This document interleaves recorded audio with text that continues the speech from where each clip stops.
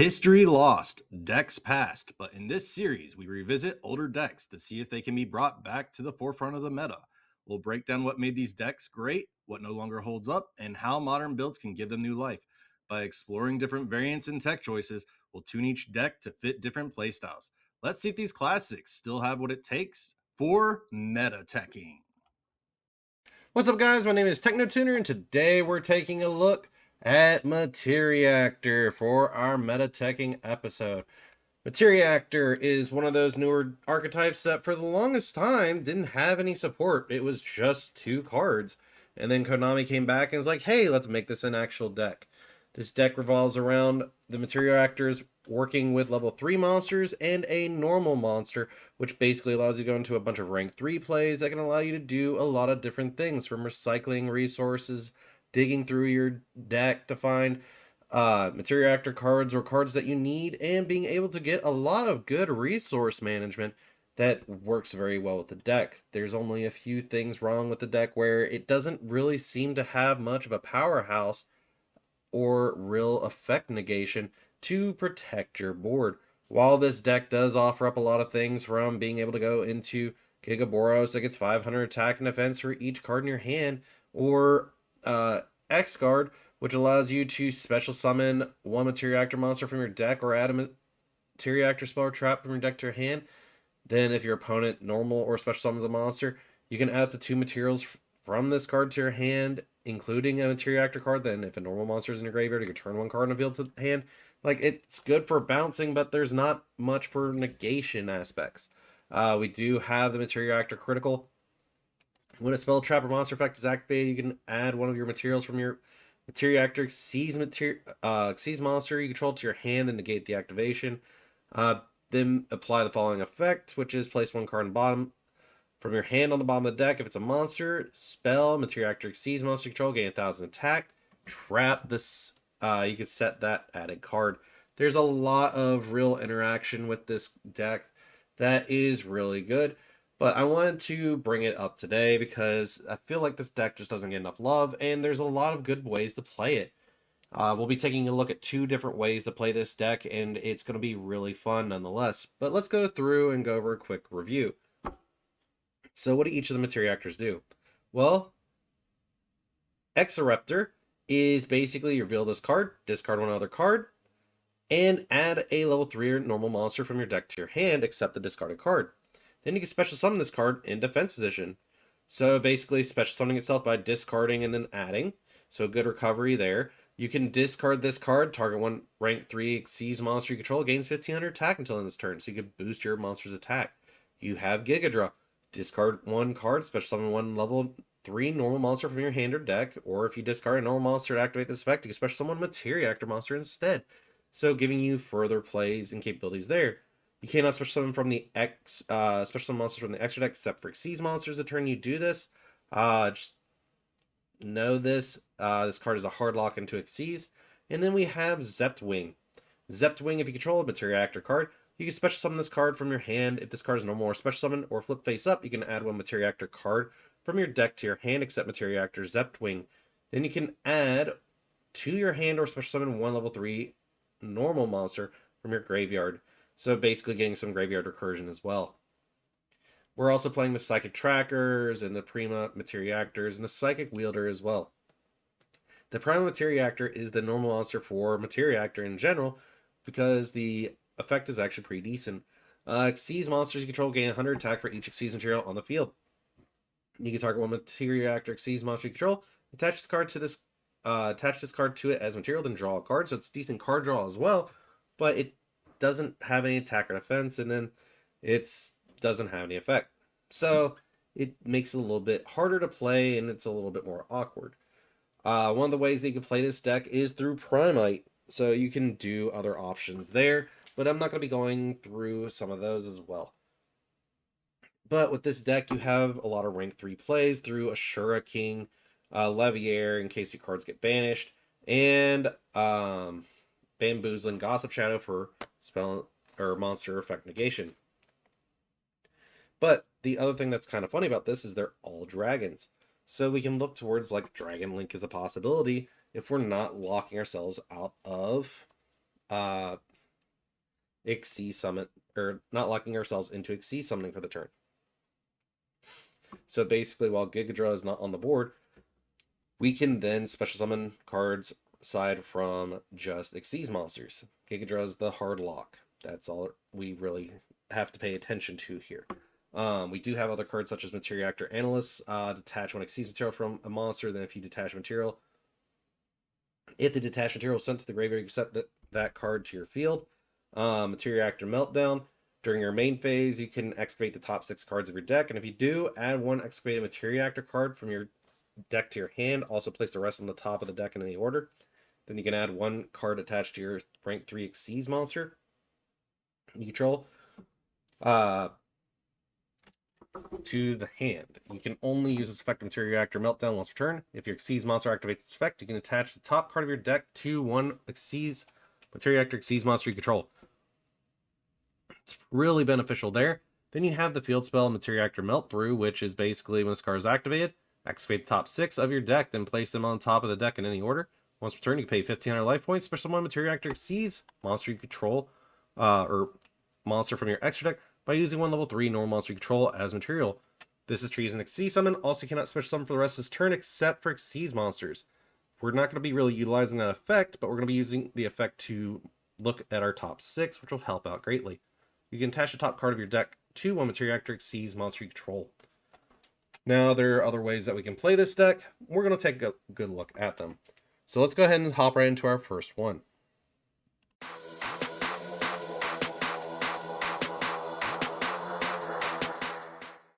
All right, so one of our first decks that we have here is Materiactor Primite. The deck is more level 3 and normal monster centric, so we do have to focus on those. Some of these key points in which we're going to be looking at today for Materiactors is how can we make those rank 3 plays seem more beneficial, but at the same time incorporate some negation in to give it a little bit more protection with the Primite Drill Beam and Primite Fusion, while also giving us more materials to go into our rank 3 plays, such as for Dante or Octo Abyss into Golem of Destruction, because we can Xyz lock ourselves pretty easily as well. Well, with this deck, I made it to where we can spam out as many level 3s as possible, but as well, focus on putting in as many normal monsters into the deck as well. So, for example, I'm running 300 Dragon and 3 Prima Materiactor. We're also running 3 Marauding Captain and 3 Primite Ether Barrel. This way we can get our Primite cards online with Ether Barrel, but we also have the capability of making sure that none of them die because we have plenty of targets for them. This gives us plenty of capability to really work with our deck and be able to dig through and try to find a normal monster pretty easily, or ways to summon it, such as Unexpected Die, Primite Lordly Load, etc. So, we have those capabilities. Now, I know a lot of you are like, well, why are we running Spaceway, Octo Abyss, and Acid Golem of Destruction? Here's the fun trigger that you can do. Spaceway Octo Abyss, at the start of the battle phase, you can attach one material from this card. During the battle phase, a player can only attack with one monster, and attacks become a direct attack. During the end of the damage step, the monster inflicted battle damage by a direct attack. Give control of that monster that attacked to the turn player's opponent. So if you are able to rip a material away from number 30 Acid Golem of Destruction, you are able to basically make it to where your opponent cannot utilize it. Also, during your standby phase, attach one Xyz material from this card or take 2,000 damage. You cannot special summon any monsters while this card has no Xyz materials. You cannot special summon any monsters. Also, while this card has no Xyz materials, it cannot attack. Makes it harder for your opponent to play because they can't do anything with it. It is effectively a board lock because it is a rock water attribute. It's a rank 3 Xyz, and they can't special summon any monsters. So they have to tribute over it or find a way to get around there. So you can actually lock your opponent through that. But being able to really incorporate other cards such as AA Zeus, Typhon, the Armored Xyz cards for card draw and searching and setting up a bigger boss monster with Dark Knight Lancer, you have a lot of opportunity here to further improve and expand on this deck, whether it be by modifying some of the spells and traps here, or just basically incorporating further plays. You have more monster negation with the Shura King as well. We have Dante Traveler of the Burning Abyss if you ever wanted to incorporate Dragon's Mirror and the five-headed dragon, because then you can take that with Dragon's Mirror, if you don't mill it, with Dante, uh, and use any of the prime Materiactors in your graveyard or any of the dragon monsters in your graveyard. You can fusion summon into that, which can give you a 5k monster that can really hurt your opponent as well.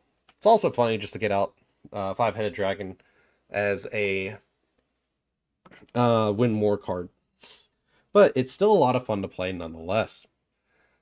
All right, let's go ahead and hop right in to our second deck and take a look at what else we got.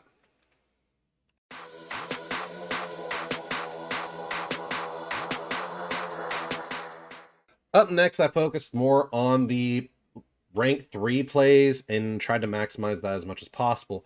We're trying to incorporate a lot of Speedroid Takatomborgs, Speedroid Terratops, Psychic Wielder, Junk Forward, Kagamucha Knight, Marauding Captain, Graph and Seer. You can even incorporate the Dangerous Uchinogo and Jackalope loop into this. But basically, we're trying to get out as many many level 3s as possible to make our rank 3s. This gives us more capability to do more burning, more milling, more effects through giving our Materiactor main monsters from our extra deck more materials to work with, so it works as a further interaction. You have a lot of capability here, and you can also expand your board a lot as well, being able to further improve on those plays. So that gives you further options and capability there as well. So being able to go into, say, Special Graph, Special Seer, go into Dante, mill 3, and you hit a Materiactor, okay, that's fine, but you have ways of recurring those or being able to utilize them as well. Because this deck has a lot of good recurability, you have good ways of getting it back. You also have further options of, if you want to play, like I said in the last deck, the whole Dragon's Mirror or any Graveyard Fusion effect. You can basically utilize that and work that into the deck as well. But do note that with Dragard on board, you cannot special summon outside of Xyz monsters, and you can Xyz lock yourself decently easy with this deck depending on the effects you activate. So you do have to pay attention to that. Other cards I did try to incorporate into this were Wind Up Zenmaines. Because if this face-up card in the field will be destroyed, you can attach one material from this card instead. Once returned during the end phase of this effect was used this turn, target one card in the field and destroy it. So give you a little bit of extra board protection as well. So that can help out greatly. But you do have a lot of good opportunity here to where you can further expand upon and work with this deck. But, so all you're really going to be doing is focusing on how many bodies can I just spew out onto the field at the same time to really incorporate as much into this deck as possible.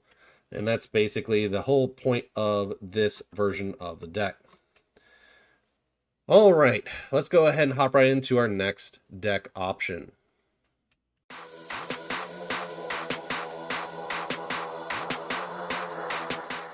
This one I'm really proud of myself for, because I'm looking at Goblin Biker Materiactor, which can be really funny nonetheless, because you have a lot of opportunity to make really good rank 3s, but you have the option to go into the Fiendsmith line using the Goblin Bikers and set up a protection effect with that, or Materiactor if you have the right monsters as well.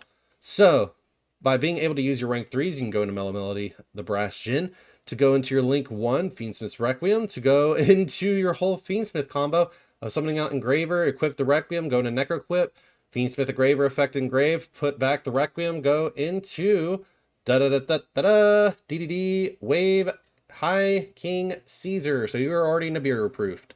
So that gives you full opportunity off of just 2 monsters right there with this deck. It's highly insane. It works really well. Gives you full board protection and an interaction during your opponent's turn as well.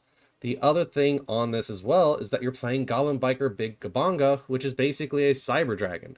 You can also incorporate the whole Acid Golem Octo Bypass loop, where you can then make Acid Golem with 2 Goblin Bikers, Octo Bypass with 2 Goblin Bikers or 2 Materiactors or whatever.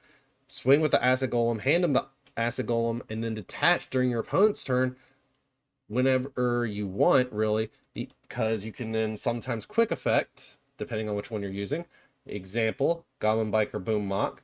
You can detach and make it to where Acid Golem has 0 materials during your turn right before you end your turn. So that can help out with ripping further materials and being able to get more monsters on the board. You do have other options as well to tribute over if you get stuck with the Acid Golem, because that's usually the last thing you have to do with Goblin Bikers Gone Wild, so you can tribute over that with that. Or you have other opportunities for rank 6s through the whole Fiendsmith Engraver and the Goblin Bikers Gone Wild. Once again, that is another way to go into your whole DDD High Wave King Caesar, because it is a fiend. But yeah, you have a lot of good opportunity with this deck, because there's so many good things that you can do, from being able to just prevent your opponent from playing the game, being able to set up good interaction, and being able to dig through your deck, get the cards that you need. For example, Goblin Biker Grand Breakout. Tribute 1 monster, special summon 1 goblin monster from your deck, but it cannot attack this turn. When a monster declares attack, you can banish this card from your graveyard, detach any number of materials from a goblin that exceeds monster you control. All monsters your opponent currently control lose 1,000 attack for each material detached until the end of this turn. So that can work as a good battle trick. You also have Goblin Biker Grand Bash, allowing an additional normal summon of a goblin monster. So you have a lot of good plays there. You have Goblin Biker Grand Entrance, which allows you to add a goblin monster from your deck to your hand and attach 1 material from a monster on either field. And if you do, special summon a level 4 or lower goblin monster from your hand. You can banish this card from your graveyard, detach 1 exceeds material from a monster on either field. Then you can add 1 goblin monster from your graveyard to your hand. So you do have good opportunity here. But also, since you're running the Psychic Wielder package, you have the capability going into Stardust Charge Warrior, Stellar Wind Wolfriet, and Coral Dragon as good synchro options as well. You can also do the Virtual World Kyubi one. It's basically level 9 that's a Macros Cosmos instead, which could further interact with your opponent and make it harder for them to out, or just really to interact in general. So there are multiple opportunities in which you can work with this deck to make it fit more along the lines of your play style. Anyways, guys, that's all I got for this meta teching episode. I hope you enjoyed today's video. If you did, please feel free to leave a like and subscribe, and I'll see you all in the next one.